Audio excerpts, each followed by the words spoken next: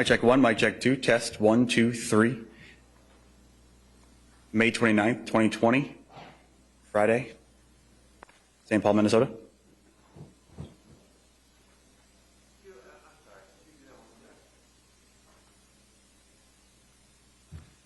This is a mic check, May 29, 2020.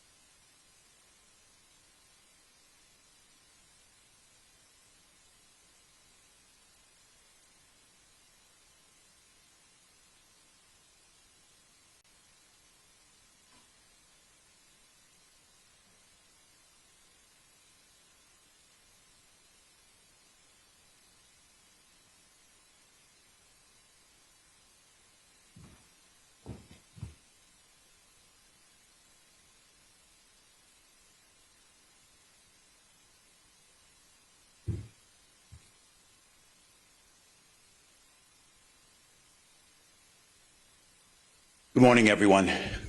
This has obviously been the most difficult week in Minnesota in recent history and maybe in our entire history. Our community, especially our Black community, is hurting beyond words. Minneapolis and St. Paul are on fire. The fires still smolder in our streets.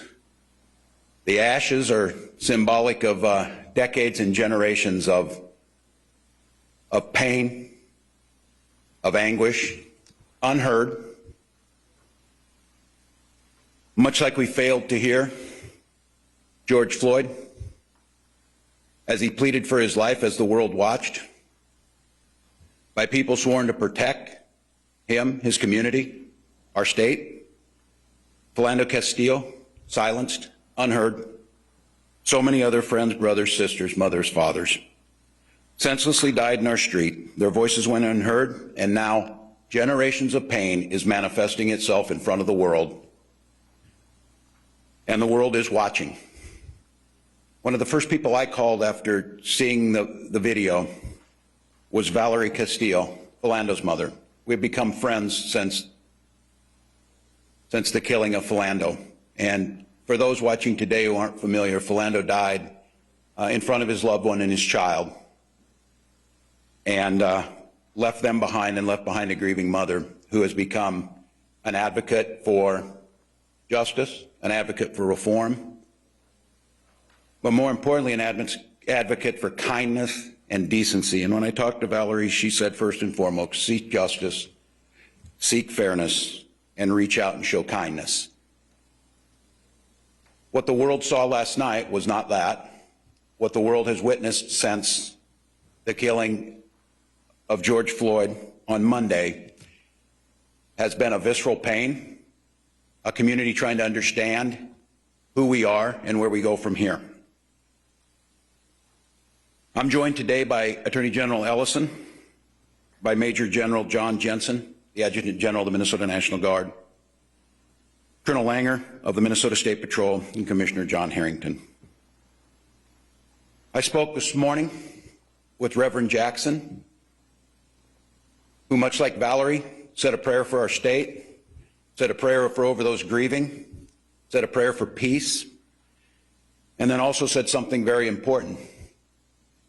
This is the moment where we start, but every time we get to this place, we never start the process to make sure it doesn't happen again. And that commitment amongst leaders in our community, watching this happen across the United States, watching another name be added, and for those of us who are old enough, to Rodney King, to Mike Brown, and unfortunately now we've added George Floyd. The situation on the ground doesn't allow us at this time to tackle those issues. The very assets in our community, our libraries, our businesses, those nonprofits and government entities, our light rail system, are all shut down from this. We have to restore order to our society before we can start addressing the issues, before we turn back to where we should be spending our energy, making sure that justice is served swiftly, and that we learn something from what George Floyd gave on Monday. Now, I want to just be very clear, and I'm going to have the team talk about what transitioned last night when the state assumed responsibility over the security near the 3rd precinct, where the state secured critical assets, and where the plan going forward to ensure that tonight our buildings do not burn, our citizens are secure, and that space that we're going to create allows us to get back to the conversation of serving justice and making sure that we're not adding to that list of unheard names. And I want to be very clear and speak to that community. The very tools that we need to use to get control, to make sure that buildings aren't burned and the rule of law collapses, are those very institutional tools that have led to that grief and pain. I understand clearly there is no trust in many of our communities. And the differentiation between the Minneapolis Police Department that we witnessed losing trust of those they're there to serve, is very difficult for people to make for those standing up here with me. I understand that. And I will not patronize you as a white man without living those lived experiences of how very difficult that is. But I'm asking you to help us. Help us use humane way to get the streets to a place where we can restore the justice so that those that are expressing rage and anger and demanding justice are heard, not those who throw firebombs into businesses that our communities of colors have worked so hard to build back up areas that were blighted at one time and are thriving because of their entrepreneurship and their hard work. A library in an area where our children, as we know, are institutionally put behind, and the achievement gap for our communities of color is a shame on this state that we continue to admire by talking about and don't repair it. And that tool to help with that burned last night. So I want to just call out very, very clearly, as we put a presence on the street to restore order, it is to open that space to seek justice and heal what happened. I will not in any way not acknowledge that there's going to be that pain, but my first and foremost responsibility to the state of Minnesota is the safety and security of all citizens. We cannot have the looting and the recklessness that went on. We cannot have it because we can't function as a society, and I refuse to have it take away the attention of the stain that we need to be working on is what happened with those fundamental institutional racism that allows a man to be held down in broad daylight, and thank God a young person had a camera to video it, because there's not a person here or listening today that wonders how many times that camera's not there. These are tough questions. These are things that have been brewing in this country for 400 years. We have people out there putting themselves on the line to try and put out fires in our firefighters that are under attack. Those are the things I'm asking you. Help me restore that order. We will do that under state leadership and state guidance. You will hear directly from them of once that decision was made around 12:15 last night, and that first mission was executed around 3:45 at the 3rd precinct, we will see a difference. So I'm asking you, and you'll hear from them, to talk about this. I also want to think about what happens when we don't have that. People who are concerned about that police presence of an overly armed camp in their neighborhoods that is not seen in communities where children of people who look like me run to the police, others have to run from. So I understand that that's out there. But last night I got a call from a friend and a dedicated public servant. Senator Torres Ray called in her district, and it was on fire. And there weren't any police there. There weren't any firefighters. There was no social control, and her constituents were locked in their house wondering what they were going to do. That is an abject failure that cannot happen. We must restore that order to that. Senator Torres Ray has fought her whole life on these issues of inequities and making sure that people's voices are lifted up. But what she understands is none of us can lift those voices. None of us can tackle these problems if anarchy reigns on the street. I also want to address an issue, and this one is on me, and I will own it. Earlier this morning, when this mission was carried out under my direction to resecure the 3rd precinct, to do so in a manner which I am proud of how it was executed by this team, no injuries and no loss of life, a reestablishment to put the fires out for those businesses. A CNN reporter a crew was arrested by the State Patrol. A few minutes after hearing that, I was on a call with CNN President Jeff Zucker, who demanded to know what happened. I take full responsibility. There is absolutely no reason something like this should happen. Calls were made immediately. This is a very public apology to that team. It should not happen. And I want to be clear for those of you listening. I think our Minnesota's reporters know this. I am a teacher by trade, and I have spent my time as governor highlighting the need to be as transparent as possible and have the press here. I failed you last night in that. And it does not escape me that we are here on the catalyst that lit this spark by what happened with a police detainment of George Floyd, and the idea that a reporter would have been taken while another police action was in play is inexcusable. So to CNN, to the CNN team, to the journalists here, this is about having a plan, and that's what these folks are going to talk about. This is about having an aggressive approach to understanding what the community needs, to not coming in heavy-handed with them, but to create space where the story can be told. In a situation like this, even if you're clearing an area, we have got to ensure that there is a safe spot for journalism to tell the story. The issue here is trust. The community that's down there that's terrorized by this, if they see a reporter being arrested, their assumption is because something's going to happen that they don't want to be seen. And so that is unacceptable. We will continue to strive to make sure that that accessibility is maintained, that not only that, the protection and security and safety of the journalists covering this is a top priority, not because it's a nice thing to do, because it is a key component of how we fix this. Sunshine, disinfectant, and seeing what's happening has to be done. So again, I appreciate President Zucker's call. I appreciate his understanding in a situation that he was rightfully incredibly angry, and that falls squarely on me. That apology has been issued, and I think going forward to make sure it doesn't happen again. It's time for us to clean our streets. It's time for us to execute today in a way that shows respect and dignity to communities. I'm going to ask for a lot of help today of those folks who want to see it. It is my expectation that justice for the officers involved in this will be swift, that it will come in a timely manner, that it will be fair. That is what we've asked for. I have been in contact with Hennepin County Attorney, and I am confident that those very things I just said will happen. We will continue at the BCA to do a fair, a full, and a swift gathering of all of the evidence involved. But I would reiterate again, for so many of us, not all that's done in every other case where all of that evidence is gathered before, and I would ask that the swift justice be carried out.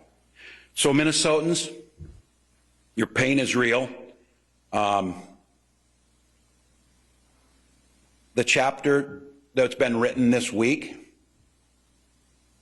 is one of our darkest chapters, and we can choose a few things. We can choose to try and get past this. We can choose to put a force out there and stop things from happening. We can hope that in the midst of COVID-19 or something else, it passes by and we don't have to turn that mirror to look at the harsh reality of those underlying gaps, whether it be healthcare disparities, whether it be educational disparities in our communities of color, whether it be policing disparities in our community of color, whether it be wealth acquisition in our communities of color, are all very real. We pride ourselves on a state of openness. We pride ourselves on a state of being friendly. I've talked a lot about One Minnesota.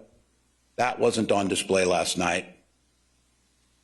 I don't naively think everything heals and you come to the forefront and you say it'll be better.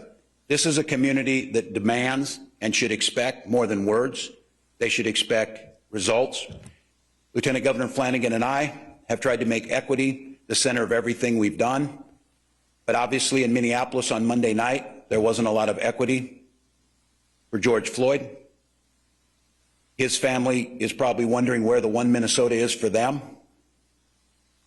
And that's on us as Minnesotans, us as the governor and the team that works with me, to put the things in order to establish order in our streets, to establish and rebuild trust in our communities, to lift those voices up to be heard, not pleading for their lives, but demanding the changes necessary so no one else is put into that position. So I would like at this time to turn it over to Minnesota's Attorney General, Keith Ellison. Governor, thank you. Martin Luther King said many years ago that riot is the way that the unheard get heard. He didn't condone it, but he said to the nation, as a person who always protested peacefully, that don't just dismiss that and ignore it and relegate it to just criminality and bad behavior. Actually ask yourself, what's going on there? And is it something that we as a society absolutely must pay attention to? I think we must pay attention to it. I'd like everyone to recognize the fact that the National Guard just a week ago was administering COVID-19 tests to help people, The presence you see on the street, don't react to them the way you might react to the Minneapolis Police Department. It's not the same group. They have different leadership, different authority, and their job is to try to bring peace and calm back again. Please remember that this is not the group that you associate with unfair conduct, but it's a group that, in fact, just a week ago was trying to make sure that Minnesotans could survive and thrive and live because we are still in the middle of a pandemic. It is that sense of service where they get involved when it comes to natural disasters, storms, floods, rains, diseases. Now they have to restore order on the streets. And I hope that the community who is protesting will protest peacefully, but not see this as another occupation by another military force. It really is to make sure that there's calm and peace and that everybody can operate peacefully. So please accept it as that. I'm asking that of our community. It is essential, and I've said this before, everybody keeps asking the question, when? And this is a perfectly legitimate question. It is important to know that under Minnesota statutes, the primary jurisdiction for criminal prosecution is with the county attorney in which the offense occurred. And I believe that the message has been sent and received that the wheels of justice must turn swiftly. Not unjustly, expeditiously, thoroughly, fairly, but swiftly. It is important that people have confidence that accountability, no matter who you may be, is how we live in Minnesota. Let me also say that this prosecution, this investigation, this criminal process is important, and and the whole country and the whole world's looking at it, cannot solve the problem. As the governor so eloquently said, events like this start and they come to a conclusion, but we never start the process of real reform. I will submit to you that myself and Commissioner Harrington, under the leadership of the governor, have already started a process on the working group on preventing and reducing deadly force encounters with the police. We have a report that we want attention from the legislature and the entire community on, to focus on that so that we can really get to the bottom of this when it comes to issues of use of force, when it comes to officer wellness, when it comes to community healing and a whole range training issues, all kinds of things that bear on this issue. And it's not just those things. I believe that the real work of our working group is the implementation of this, and that really begins in earnest now and is more important now, I think, than ever. So I just want to, as I conclude my remarks, I want to say that we have to have a situation where Lake Street, a precious jewel of our state, is a place where Minnesotans can walk again, where businesses can be safe again. But I want to be clear that if the message was this situation with Mr. Floyd is intolerable, absolutely unacceptable, and must change, that message has been sent and received as well.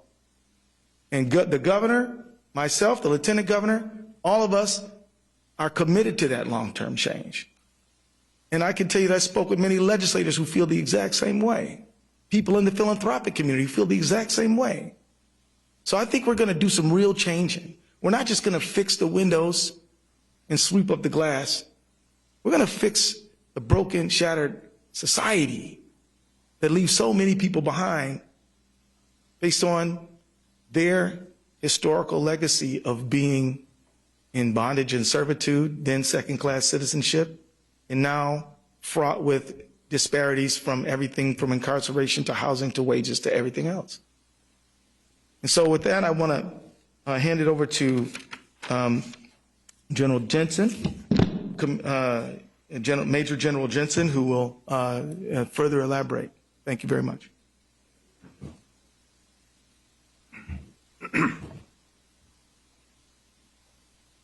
Good morning. I'm Major General John Jensen. I'm the Adjutant General of the Minnesota Army National Guard, and I've been the Adjutant General since November of 2017. And what I'm going to describe this morning very quickly is the actions of the Minnesota National Guard since we were mobilized under the Governor Walz's executive order.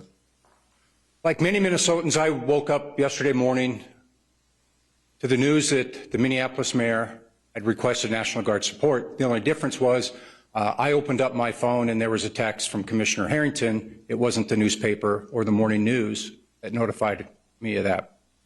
So immediately yesterday morning, I made contact with the commissioner and we began planning on the potential employment of the Minnesota National Guard in support of Minneapolis. For those of you that may not understand how emergency management works in Minnesota, I'm just going to take a quick moment and explain that. In Minnesota, county emergency management coordinators or the mayors of Minneapolis, St. Paul, Rochester, and Duluth may request National Guard support through the state EOC. So in accordance with that, Minneapolis Mayor Frey made that request of the Minnesota National Guard. What traditionally comes with a request, though, is a layout of capability needed and exactly the problem that's trying to be solved. Typically, the request for the Guard and that type of information come at the same time. Sometimes it lags. So when it lags, what we do is we begin preparing for an unknown mission. But in this case, we sort of knew what we might be doing as it related to civil disturbance in Minneapolis. But it's very important that we know exactly what we're being asked to do, so we make sure that we have the right equipment. We mobilize the right number of soldiers and the right number of soldiers and airmen to support those soldiers that are going to conduct the mission. That element was lacking. But with the governor's decision to allow me to continue to plan, we began notifying soldiers early yesterday morning of a pending mission. Once we notified our soldiers, again with the governor's verbal approval, we began mustering our soldiers and moving them into the metro area, knowing that the most likely probability of employment was going to be Minneapolis.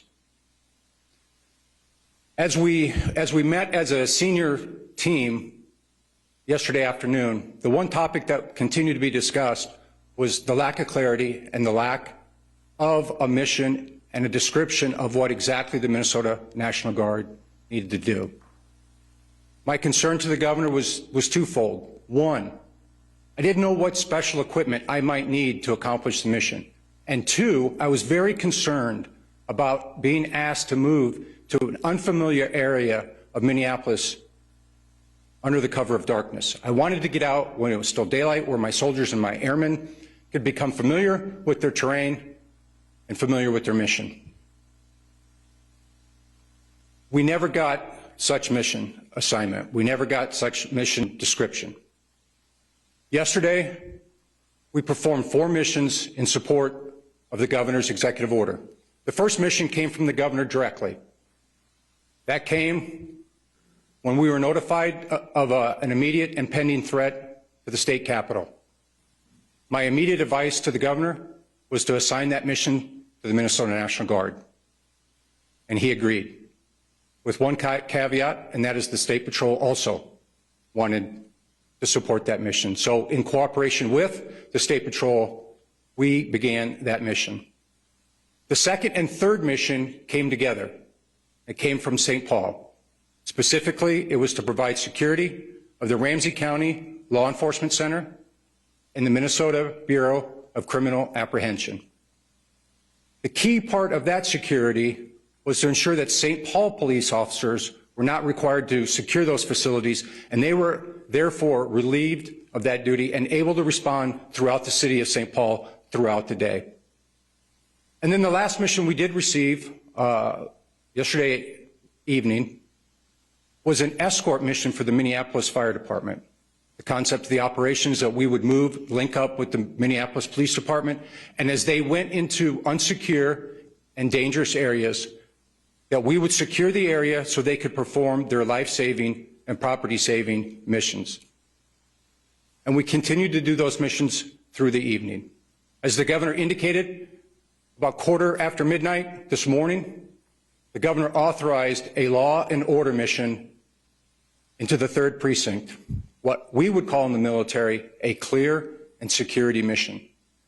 So under the leadership of the State Patrol and the Department of Public Safety, the Minnesota National Guard was assigned a task and a mission in support of the State Patrol. We would follow the State Patrol, and we would help secure the area that they cleared. Our soldiers remain in that area as I speak now, still on that mission, still securing that location. So people and MnDOT can come in and begin the cleanup of that area. Now,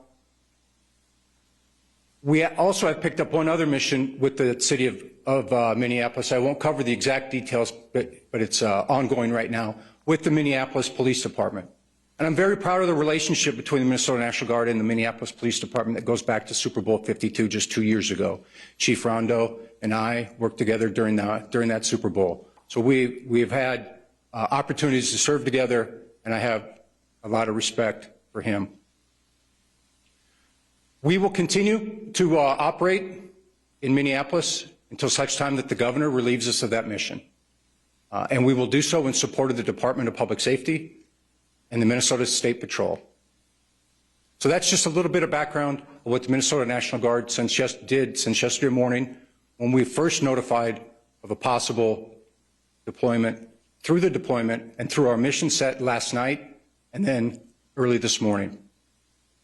My recommendation this morning to the governor was that I continue to do the state capitol mission and that I continue to do the mission in support of the Minneapolis Fire Department. I believe both of those are very critical mission, both to the state and to Minneapolis. And then we'll conduct follow-on missions, again, in support of the Minnesota State Patrol and the Department of Public Safety. So at this time, I'd like to introduce the Commissioner of the Department of Public Safety, Commissioner John Harrington. Good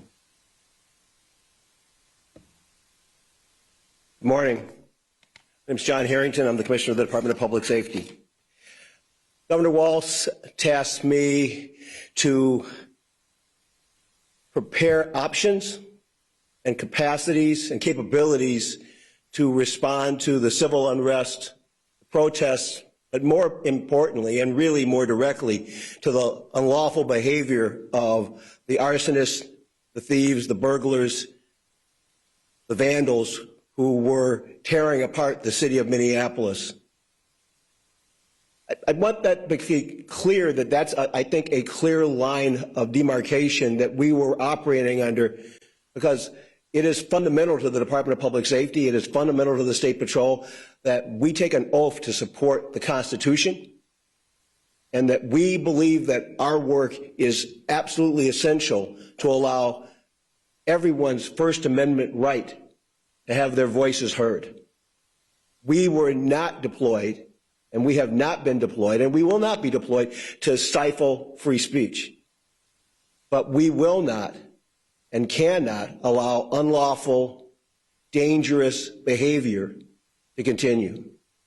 I am particularly proud of our relationship with both the Minnesota National Guard, Commissioner Stroman from the Department of Natural Resources, and Colonel Langer, who works for the Department of Public Safety as the Colonel for the Minnesota State Patrol. We called and they came. And literally it was that, it doesn't make it much more complicated than that. I said, I'm going to need you and I'm going to need you here in the city, and I may need you for 2 or 3 days, and I may need you longer than that, and I can't tell you what I'm going to need you to do yet, but I know I need you. And they came. They began preparing readiness to be able to move folks from all over the state of Minnesota, literally from miles and miles away, to come to the metro area to be prepared to help us keep the peace. Over the course of the day, I met with my counterparts in Minneapolis and St. Paul, Chief Arredondo and Chief Axtell, to talk about what missions they needed the state to help them fulfill. The Department of Public Safety at that point was calling to say, we are here to support you. We are your partners. Tell us what you need and we will backfill. We will fill in the gaps. Tell us what you need for resources and we will help you get it. And we did get some very specific missions, and in other cases, we got no real mission at all. And in the absence of a real mission, we began to identify where the critical needs were. We tasked the State Patrol, we tasked DNR, we tasked the Minnesota National Guard to meet specific missions that we were requested to do.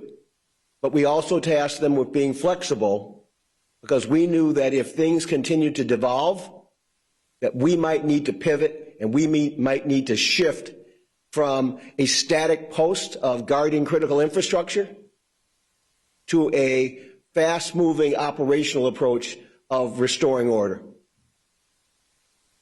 About midnight last night, I was party to a call where that pivot had to be made, where the mayor of Minneapolis called and said they had no more resources and they were not able to meet the public safety needs and control the behaviors that were occurring on Lake Street.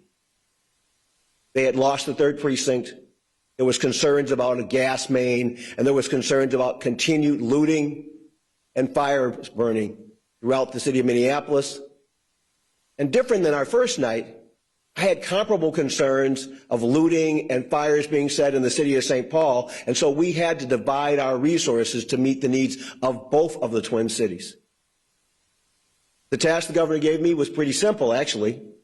It was to pull together a team that could go in, keep the peace, protect people, protect them, protect their safety, protect their lives, protect their liberty, and to protect property that was being burned up literally every minute that we delayed. The Hennepin County Sheriff was one of my first calls, and Sheriff Hutchinson immediately moved into action to give us support. We already had DNR, we already had State Patrol, we already had Minnesota National Guard. We had it available, but we hadn't tasked them with what we needed to do yet, and we had to create a plan. The U of M Police Chief, Matt Clark, offered support. Eddie Frizzell, the Chief of Police for Metro Transit, offered support. And with that team together, we put together a 250 ballpark cadre team to go in and restore order on Lake Street. We created a mission. It was very specific. I am a mission-driven person. We talked about the fact that we were going to be respectful of people's rights, that we were going to keep the peace and make people safe, and that we were going to follow our training and protocols by making a public announcement that they needed to clear the streets, and that if they didn't clear the streets, arrests were imminent. We made those announcements. We made those announcements repeatedly so that no one would be confused about what our intent was or what we were there to do. And then, having made our announcements, we began to move to clear those streets.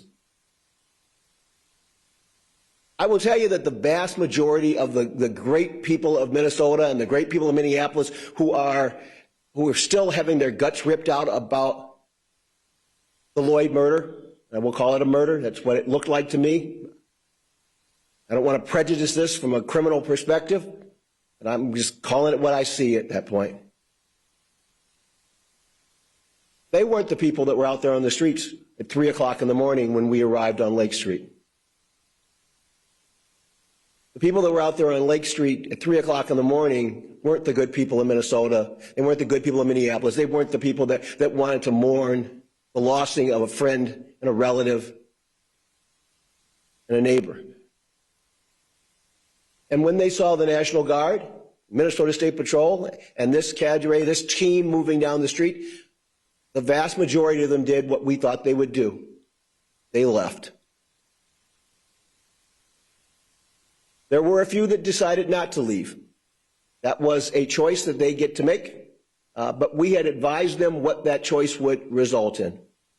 And we took action to respectfully and carefully take folks into custody as was necessary. And it was a very limited and very structured and extremely disciplined approach to making those arrests. I'm very proud of the fact that despite what you've seen over the last few days of gas and canisters and foggers, almost no chemical agent was necessary to be used last night. We did it the old-fashioned way. Command presence, a uniform presence, and a clear intent to keep the peace, restore order, and to keep people safe. My task today is a little different. Having accomplished that mission, and I think we've secured those streets, and I appreciate the fact that I've right now got National Guard folks still holding that ground that we took last night. We need to keep that ground, and we need to prepare for what may come today. Our task today is we're bringing together a unified command of metro area police departments, sheriff's departments, and other law enforcement jurisdictions and other public safety entities into a multi-agency command center where we will create a plan that will keep the peace, maintain the peace, and prevent further lawless behavior in the city of Minneapolis, in the city of St. Paul, and in the surrounding suburbs. We're going to do this the right way. We're going to do it with full knowledge that our oath is to serve the state of Minnesota, to serve the communities, and to protect them. We are fully confident that we can do that mission and that we can do it while still ensuring that the constitutional rights of those who need to have their voices heard and who need to freely assemble can be protected. I can tell you that no one could have heard Mr. Lloyd's voice in the chaos of the screaming and the shouting and the fires at 1 o'clock in the morning on Lake Street. My job is to make sure that tonight that the community is safe and that our team is ready and prepared keep it safe. With that, I am very pleased to introduce the Colonel of the Minnesota State Patrol, Colonel Matt Langer.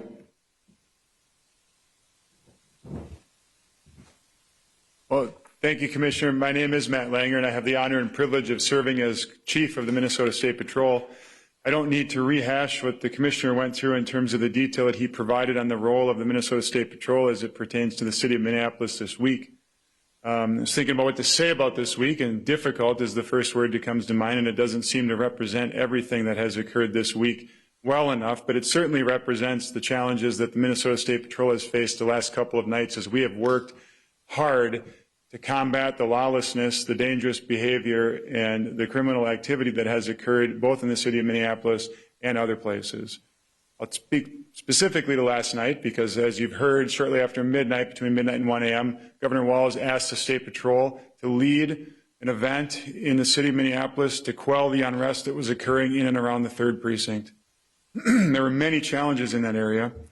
One of the main challenges in that area was that there were fires set, and the Minneapolis Fire Department was unable to get there and extinguish those fires because they were shelled by those that were demonstrating and choosing to make life difficult for everyone who was trying to improve the condition.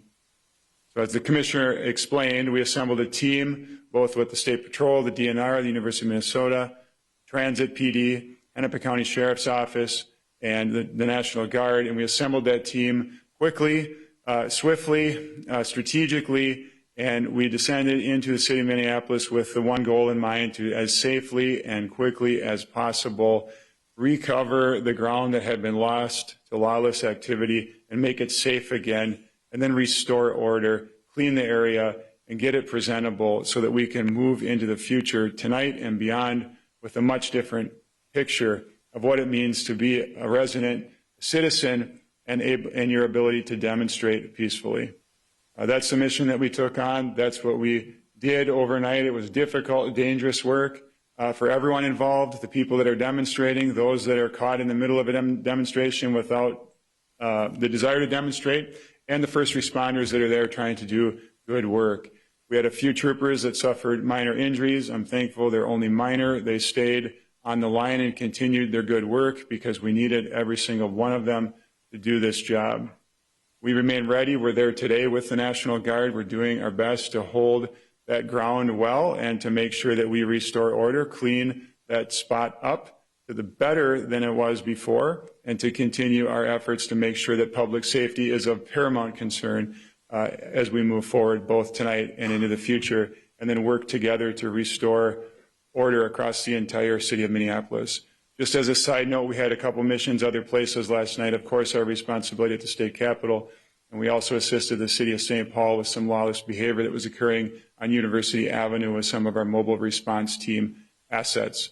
One thing I'll note is that we have troopers in the metropolitan area from all across the state of Minnesota. That was an opportunity that we afforded the governor to make a staffing boost that is within the purview of the executive branch and within the ability of the State Patrol to do on very short notice. My hat's off to those troopers that responded, those DNR officers that responded from all across the state of Minnesota to come for an unknown period of time and to work very, very hard to make Minnesota what we believe it should be, a safe place for everybody. Thank you. I would note before we take questions, and we will try and make sure we answer every one or as many as you need to ask, I would note to the reporters here in Minnesota, it was about 3 weeks ago I stood in front of you and as we passed 500 deaths by COVID-19, and said that on about the 29th of May we would pass 1,000. That will happen today. So in the midst of this pandemic, we are still working that. We believe, again, numbers are down. ICU bed capacity is stable, and we are doing everything we can. And as you heard from the folks speaking, the vast majority of people out there who were expressing their First Amendment rights and the rage over what happened to George Floyd were wearing masks and were trying their best to social distance and not touch things. I would, before I go to questions, note that the desire to get back to normal is so overwhelming for everyone. When so many in Minnesota would said, what else could happen? We've witnessed this, but I think it's an important time to pause about that is, the problem is for so many of us thinking that normal is where we want to go. Normal was not working for many communities.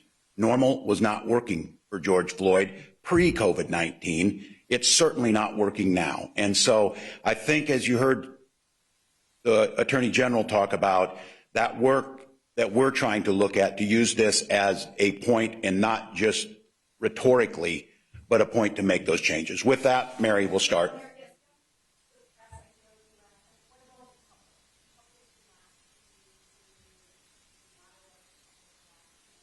Well, I certainly don't think it's important to be on TV. I think what you expected me to do is to be there. Is we were in a support role as state law shows, and once it became apparent to me that the city of Minneapolis would not be able to complete that, I was directing the state to take that over. This is my responsibility.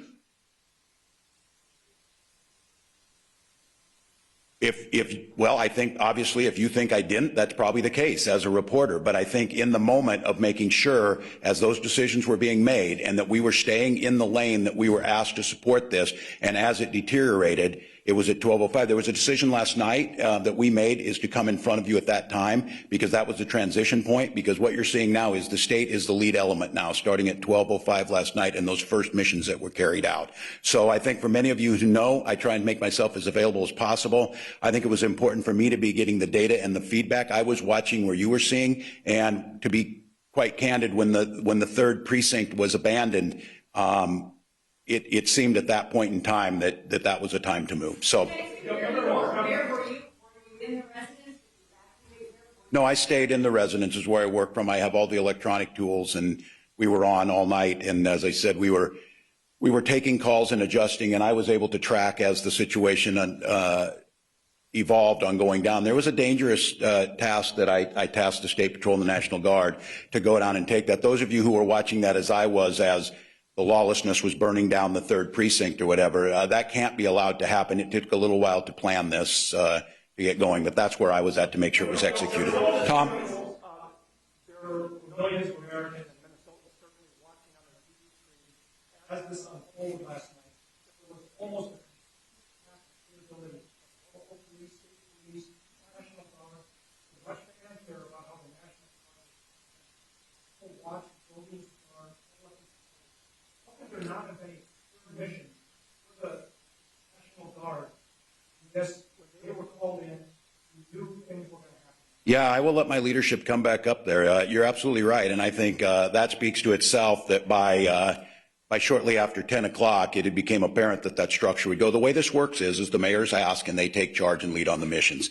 I'll let the folks come up here said, I see that too. I think the decision to not engage, and I want to just be clear, there's philosophically an argument to be made that an armed presence on the ground in the midst of where we just had a police killing is seen as a catalyst. My point to that is we don't need a catalyst. It's already burning. And so this is trying to strike that balance. And so I am in total agreement with that. You will not see that tonight. There will be no lack of leadership, and there will be no lack of response on the table. So a follow-up, should there have been a National Guard presence on every corner in those areas last night as a deterrent, as opposed to having them come in? Well, I would ask, and I'll answer this one, potentially, but the decision on that, as it's made from the city, and on this one, I think I would agree with them. We saw the first night, decisions were made.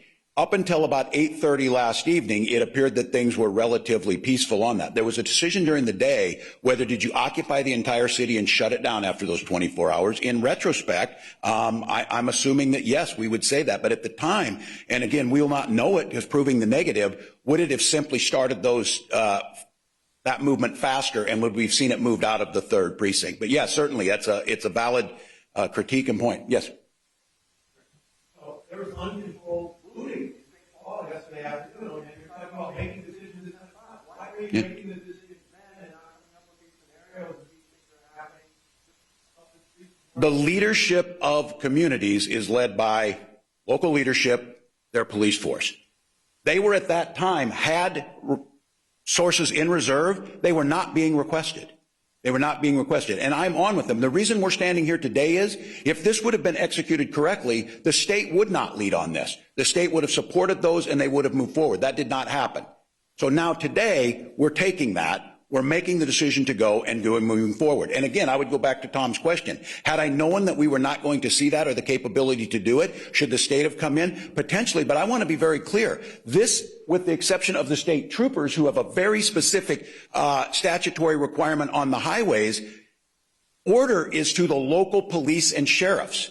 We do not have a built-in police force. General Jensen is not a police force. DPS has experts in there, but these are not the police force that are on their streets with their people.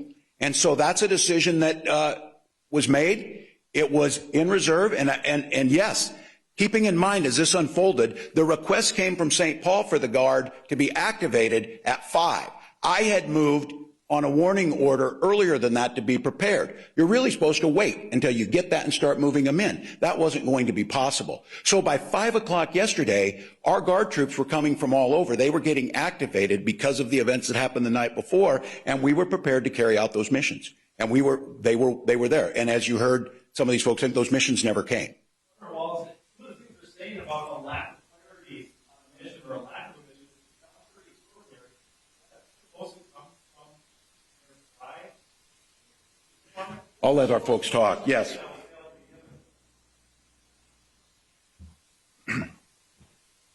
Yeah, again, as it relates to emergency management in Minnesota, county emergency management coordinators do exactly what you just asked. They define what they need and what they want. and then that's negotiated with the state EOC and the Department of Public Safety, along with the agency they're asking for. It's not always the National Guard. In this case, it is the National Guard.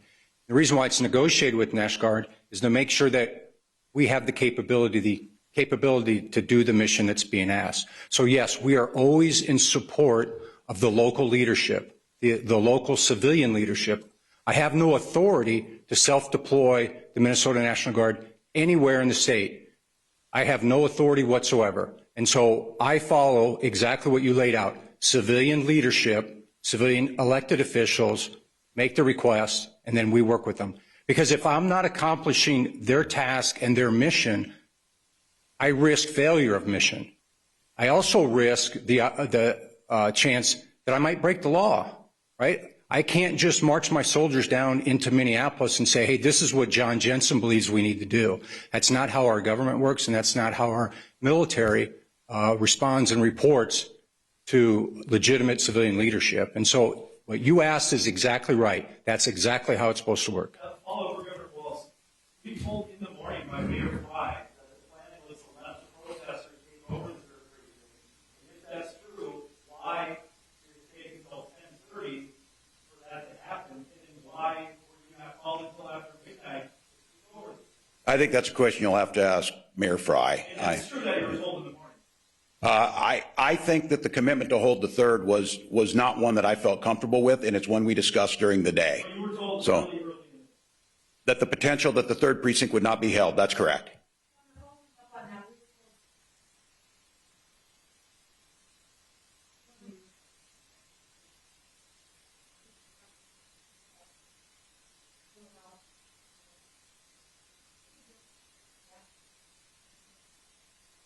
Well, obviously, that was the turning point where we were prepared, and that's where we moved in.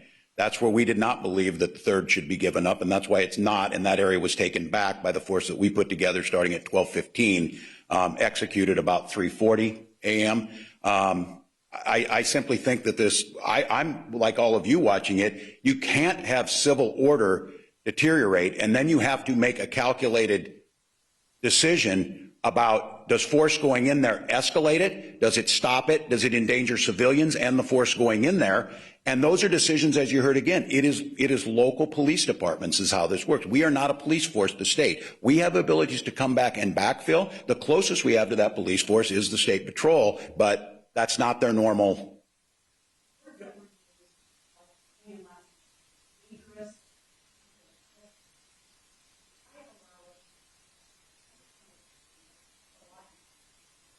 Yeah, from 8:30 to 10, that was the decision to go, and it took time to build the force to be able to go, too. Because, again, we're seeing it, and there was no definitive answer whether they were going to, and I'm seeing what you were seeing. There were still officers in the third precinct, at least, I believe, until, maybe you can correct me on this, till 9 o'clock or so, maybe 10.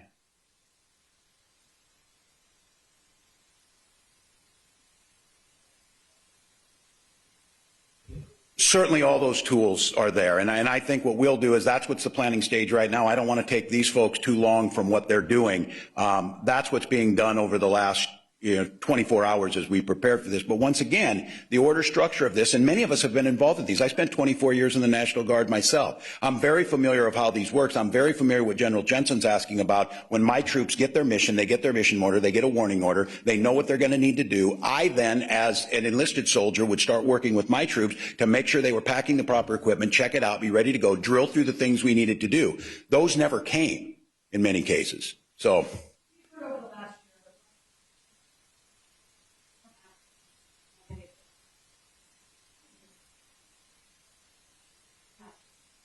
Well, we are. And again, I think if we'd have seen 2 days ago, yeah, maybe yesterday, I'll be the first to tell you that. I think in any of these things, if you're not second guessing and if you're not looking at the decisions were made, you're going about this all wrong. I think the lessons learned, potentially so. But again, at that time, we've got to count on our partners in this as they say things are going. And I'm not sure that quick-moving group of anarchists that was moving so quickly. One of the things we said, if you think about this, to prevent this from happening, like at the Super Bowl or the RNC, 18 months of planning went into that.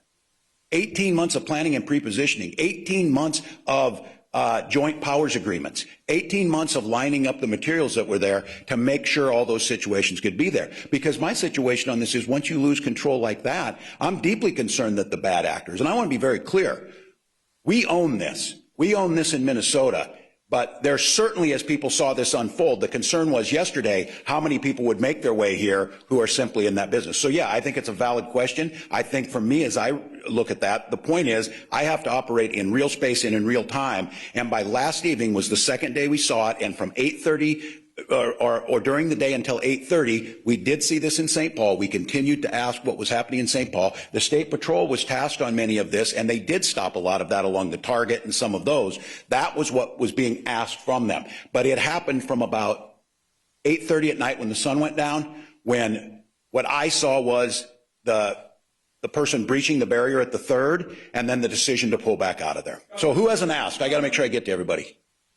Dave, in the back. Governor, so it sounds like you were going to allow demonstrations tonight, protesting and stuff. You would be in violation of the order. No, we're not allowing any of those, and we've said it. I think the idea, again, the absurdity in the middle of COVID-19, where we have worked so dang hard as a state to keep people from congregating. If you think you could, but it goes back to this conversation we've had in Minnesota. This takes a social compact of people agreeing to do this, and I want to just say this. Watching what happened to George Floyd had people say, to hell with staying home on that. I'm going out because this can't happen again. The idea that we would go in there and break up those peaceful expressions of grief and rage was ridiculous. The problem was of not having in place with an expectation that a crowd that big over such a volatile issue. We have seen this happen in city after city, whether it was Ferguson, whether it was L.A. We've seen these things. That was the thing why we started planning, started asking. But again, you're seeing holes in planning. That's for darn sure as states and cities and counties on these things start to happen. Let Dave finish up. That's what's being worked on right now. And we certainly, this is a plan that will be presented to me. I think we want to be prepared to present that to Minnesotans here by 2 o'clock or so. What I can tell you is a lot of it is going to be the operational things that you would expect to happen that were asked. They will be there. There will be a presence out on the corners. We will start to do that. But I'm going to ask again. I need to ask Minnesotans, those in pain and those who feel like justice has not been served yet, you need to help us create this space so that justice will be served, and it's my expectation that it'll be swift and that we're able to maintain that order. And so that plan will start to happen today, and it will include, we will think of all the tools that are there. I want to come back to that again. The more of those things you use, the more those are viewed as the oppressive things that led to much of this in the first place. What we're trying to separate is the lawful First Amendment aggrieved citizens who need to express that from the folks who are clearly, I'm telling you what, the farthest thing from people's on their minds is they're burning down a family-owned store at 3 a.m. on Lake Street was George Floyd. And that's what we've got to get at. Let me go up front, Theo.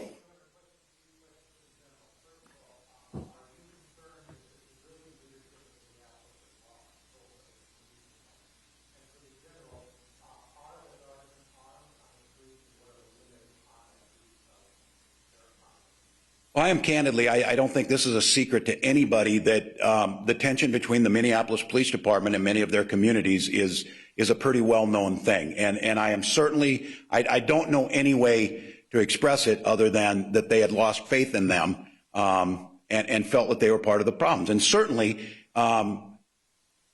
seeing a uniformed Minneapolis police officer's knee on George Floyd's neck on Monday pretty much tells you where the public is thinking towards that.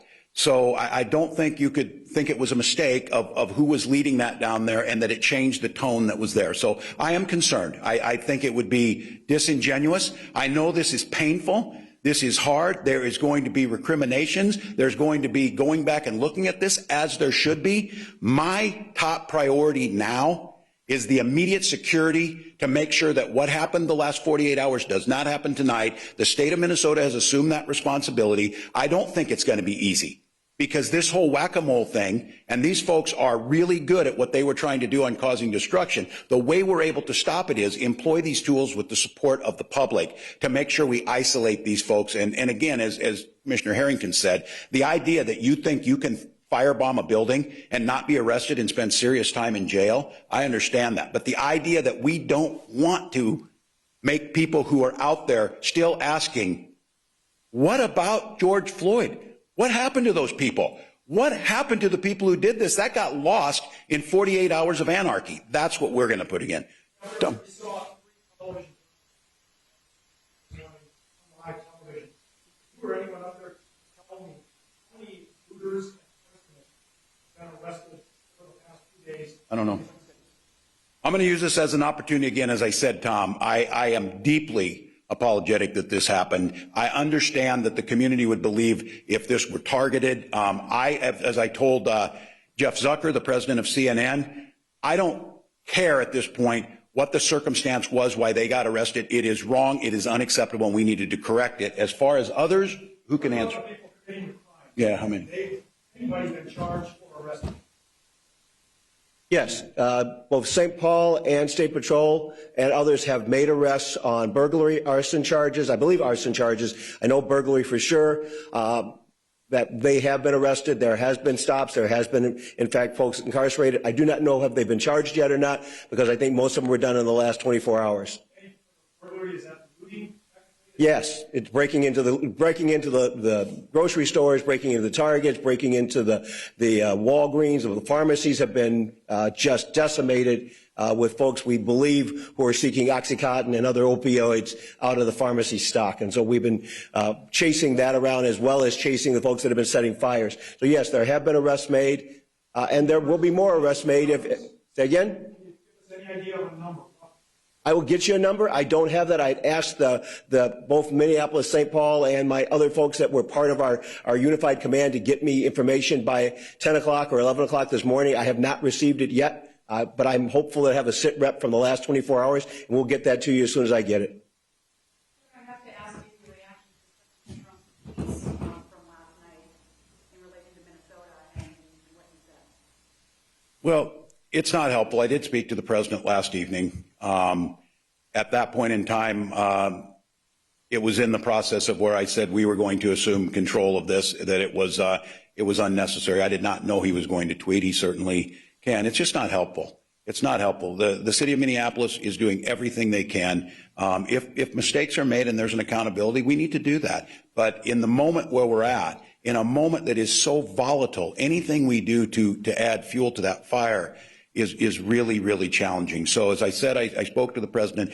He pledged his support of anything we need in terms of supplies to get to us. There's a way to do this without inflaming. And again, this one is so difficult. As I said again, the tools of restoring order are viewed by so many as the things that have oppressed and started this problem in the first place. So it would just be more helpful at this point in time. We may, if we need support from them, it's certainly appropriate that we will ask. But at this point in time, I'm confident that the plan we put together today to restore this order.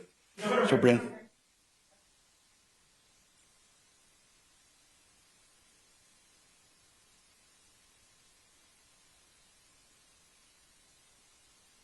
Yeah, I don't know. I think maybe this is Commissioner Harrington and Attorney General Ellison. When we first came into office last year, this was one of the things we wanted. And I said this, as a governor, the nightmare scenario of having a police-involved shooting, or as any elected official, is one. So they started working this. I think I'll hear from Attorney General.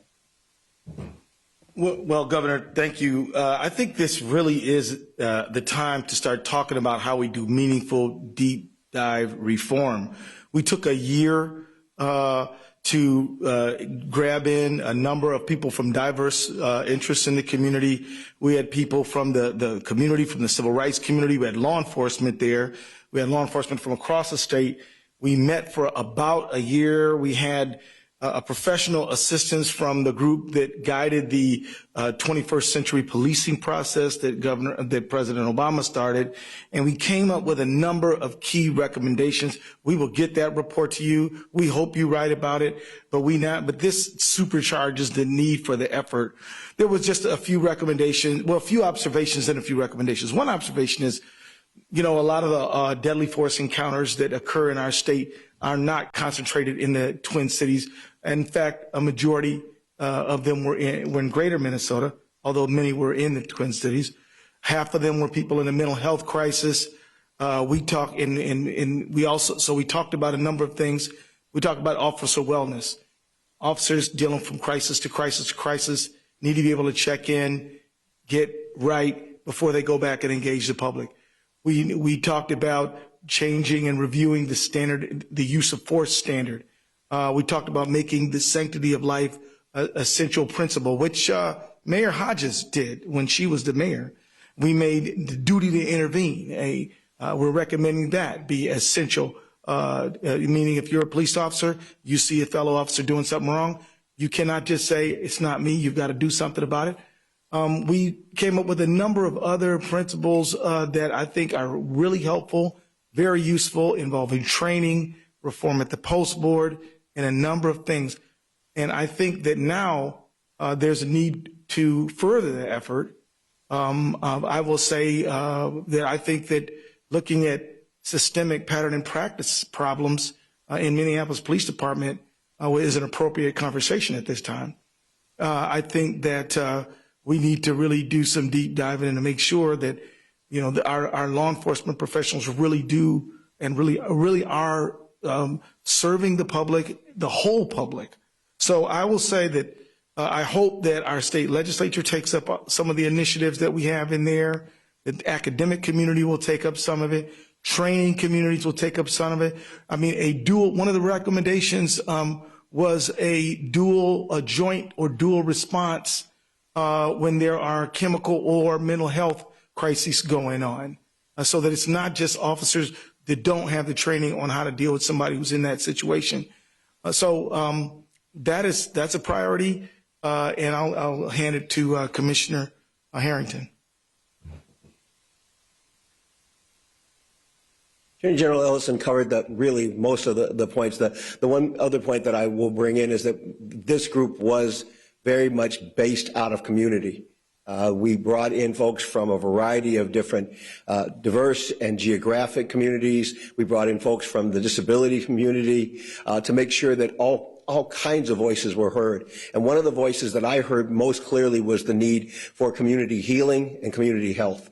And so one of the recommendations that we have put forward, we still think it was important before, but I've never seen it as acutely as important as it is right now, is for community healing. The question that we asked and that I ask here with you is, how does the community recover when its heart has been ripped out?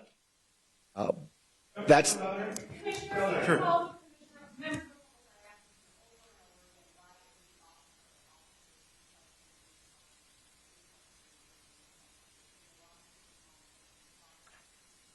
We are working with the county attorney, who is the charging authority, to make sure that we are following their guidance as we move forward in seeking the criminal prosecution. Is there a more specific reason though that you can give? Because we've heard that the last few days.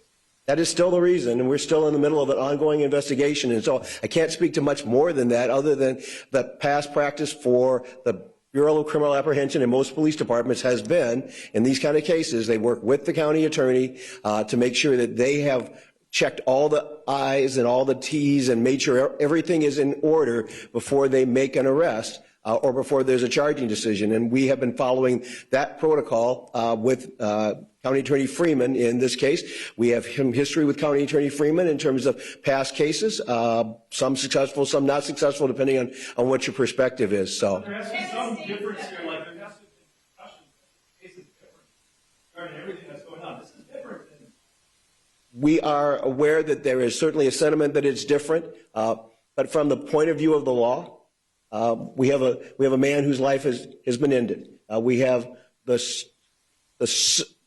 pursuit of trying to find out what were the facts that are surround that, and to be able to create enough probable cause or enough basis for a criminal charge or for an arrest. That's pretty much Cop 101, that's what you have to have, and that's what we are working toward. Sure. The state spent hundreds of millions of dollars helping businesses. Are you ready to respond to the businesses in Minneapolis that are affected by this? Absolutely. There's. Yeah.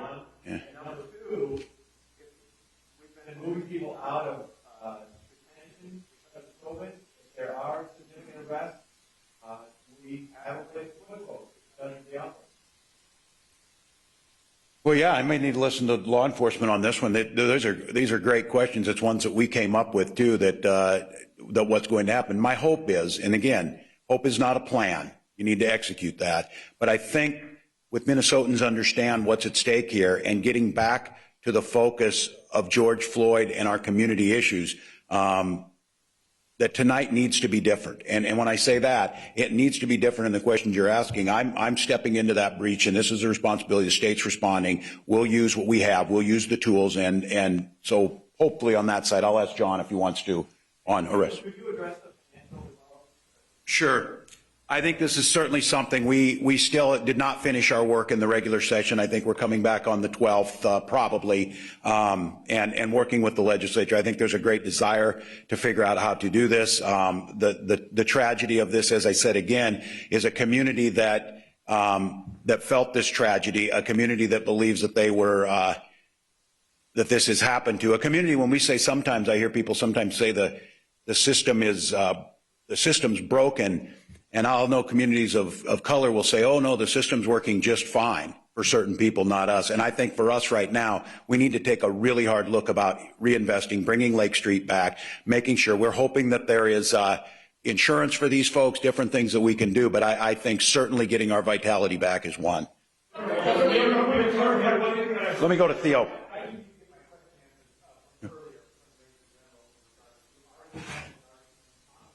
Oh, yeah, good.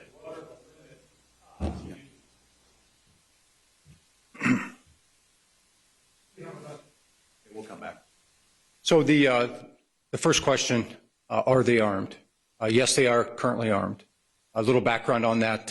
Yesterday afternoon, we received what I assessed as a credible threat specifically to the Minnesota National Guard.